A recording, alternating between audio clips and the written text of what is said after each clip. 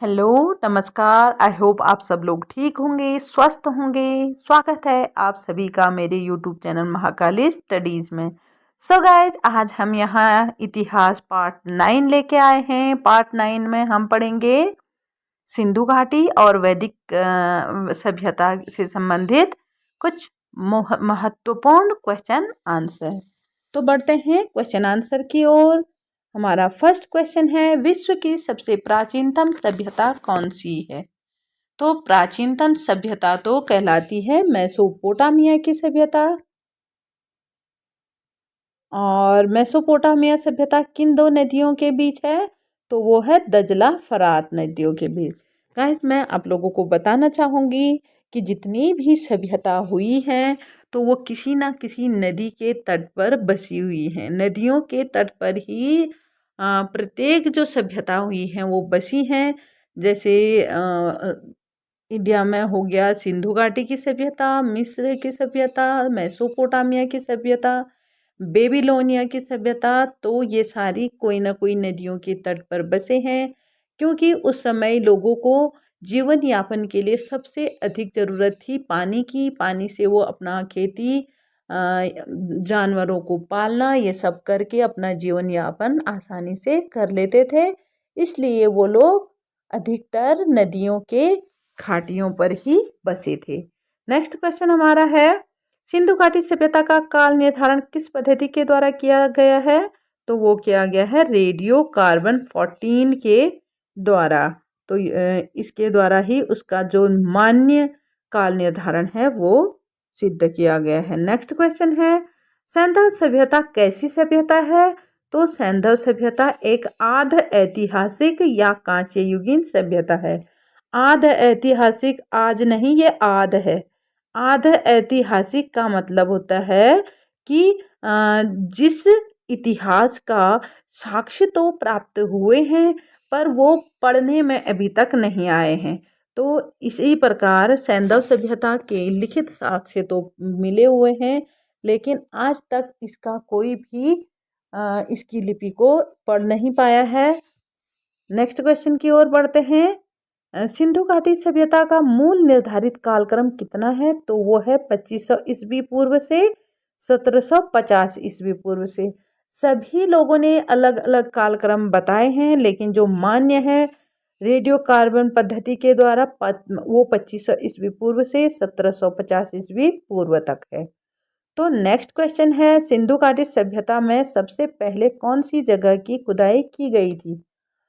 Sorry. तो वो की गई थी हड़प्पा सभ्यता की। सबसे पहले खुदाई कहाँ की गई थी? हड़प्पा सभ्यता की। इसीलिए भी इस सभ्यता का नाम हड़प्पा सभ्यता पड़ा था। बढ़ते हैं नेक्स्ट क्वेश्चन की ओर। नेक्स्ट क्वेश्चन है, हड़प्पा कहाँ है? जो पहली खुदाई का स्थल था वो कहाँ है? हड़प्पा पाकिस्तान के मोंटगोमरी जिले में है। तो ये मोस्ट इम्पोर्टेंट क्वेश्चन है, आपसे पूछा जाता है कि हड़प्पा किस जगह पर है? तो पाकिस्तान के मोंटगोमरी जिले में है। और किस नदी के किनारे है? रावी नदी के किनारे है। हड़प्पा की खुदाई कब की गई थी? वो की गई थी 1921 में। तो ये खुदाई किसके द्वारा की गई थी? दयाराम साहनी और माधव स्वरूप वत्स के द्वारा। गाइस, मोस्ट इम्पोर्टेंट क्वेश्चन है, आप लोग इसको ध्यान से नोट कीजिएगा और रिपीट भी कीजिए। आप लोगों को मैं इम्पोर्टेंट टॉपिक ही बताऊंगी। मेरा मानना है कि हमको ज़्यादा डीप नहीं घुसना चाहिए, क्योंकि जिस हिसाब से जिस पेपर की हम लोग तैयारी कर रहे हैं तो उसका लेवल जितना है उतना ही हमको पढ़ना चाहिए। हम लोगों को ज्ञान नहीं लेना है, उपयोगी ज्ञान लेना है। जितना हम हमारे उपयोग में आए और हमको फ़ायदा मिले उतना ही पढ़ना है। इसलिए मैं आप लोगों को टॉपिक वाइज पढ़ा रही हूँ, इम्पोर्टेंट टॉपिक ही पढ़ाऊँगी। तो सिंधु घाटी सभ्यता से एक ना एक क्वेश्चन आएगा। जितना मैंने पढ़ा रखा है उससे भी अधिक आप लोग बुक में थोड़ा इसके बारे में और देखने की कोशिश कीजिएगा, क्योंकि ये मोस्ट इम्पोर्टेंट टॉपिक है हिस्ट्री का। मोहनजोदड़ो का अर्थ क्या होता है? तो वो होता है मृतकों का टीला। काफ़ी बार पेपर में पूछा जा चुका है। मोहनजोदड़ो का अर्थ मृतकों का टीला। मोहनजोदड़ो की खुदाई किसने और कब की गई थी? तो वो राखालदास बैनर्जी ने 1922 में मोहनजोदड़ो की खुदाई की थी। मोहनजोदड़ो में बड़े बड़े महल मतलब बड़े बड़े इमारतें मिली थी। उसमें सबसे विशालकाय जो इमारत थी वो विशाल अन्नागार था। तो ये भी क्वेश्चन आता है कि मोहनजोदड़ो की सबसे बड़ी इमारत कौन सी थी, तो वो थी विशाल अन्नागार। तो एक विशाल स्नानागार भी वहां पर प्राप्त हुआ था। नेक्स्ट क्वेश्चन है मोहनजोदड़ो कहाँ पर स्थित है, तो मोहनजोदड़ो जो मोस्ट इम्पोर्टेंट स्थल है सिंधु सभ्यता का, वो है पाकिस्तान के सिंध प्रांत के लरकाना जिले में।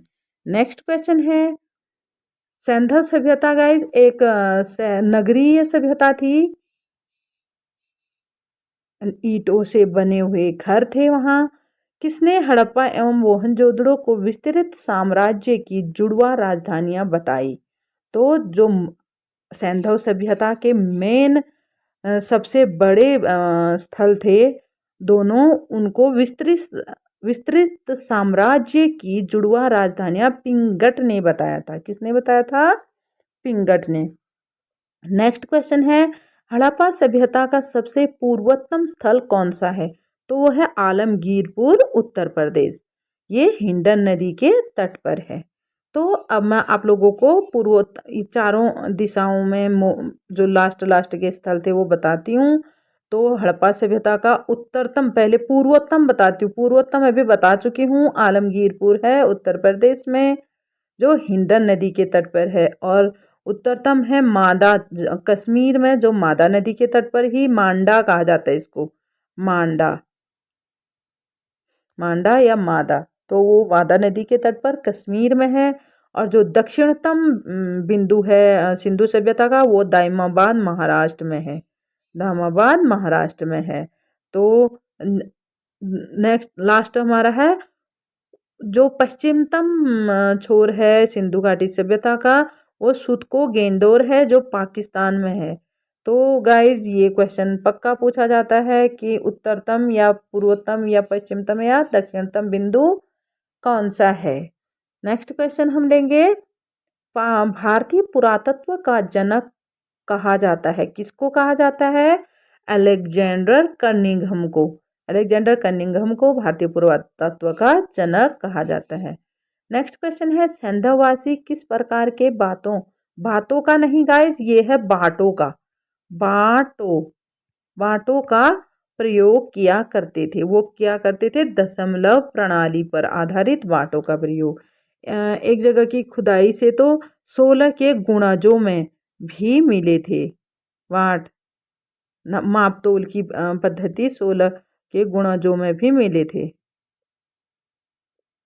नेक्स्ट क्वेश्चन है हड़प्पा काल में मुद्राओं के निर्माण के लिए किसका उपयोग किया गया था, तो मुद्राओं के निर्माण के लिए टेराकोटा का प्रयोग किया गया था।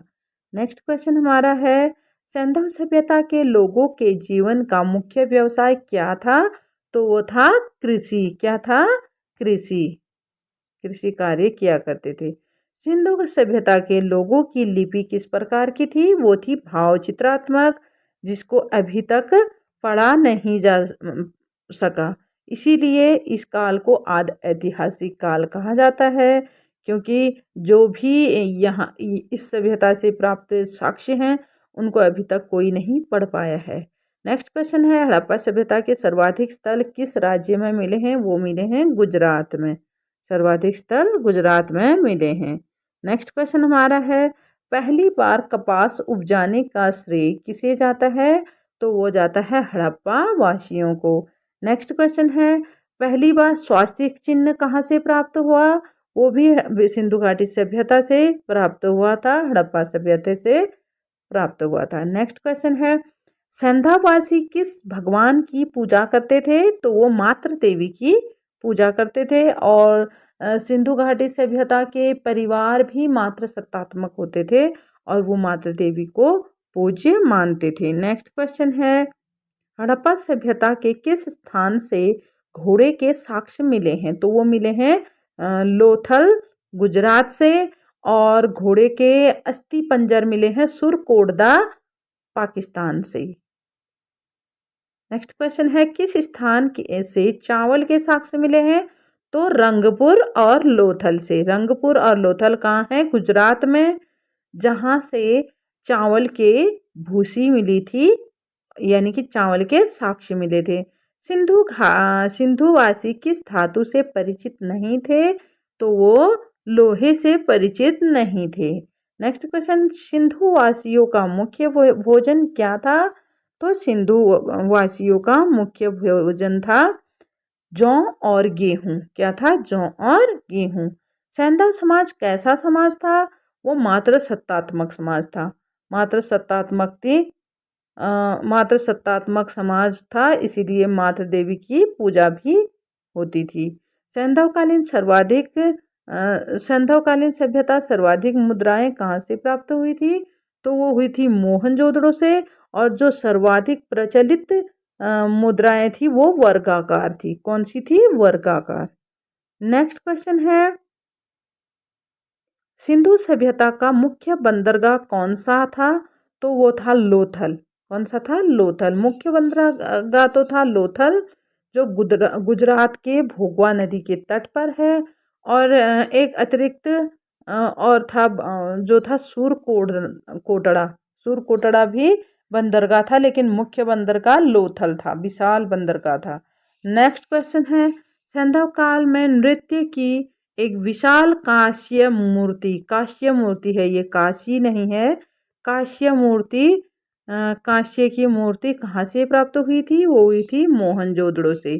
कांस्य की मूर्ति थी जो मोहनजोदड़ो से प्राप्त हुई थी।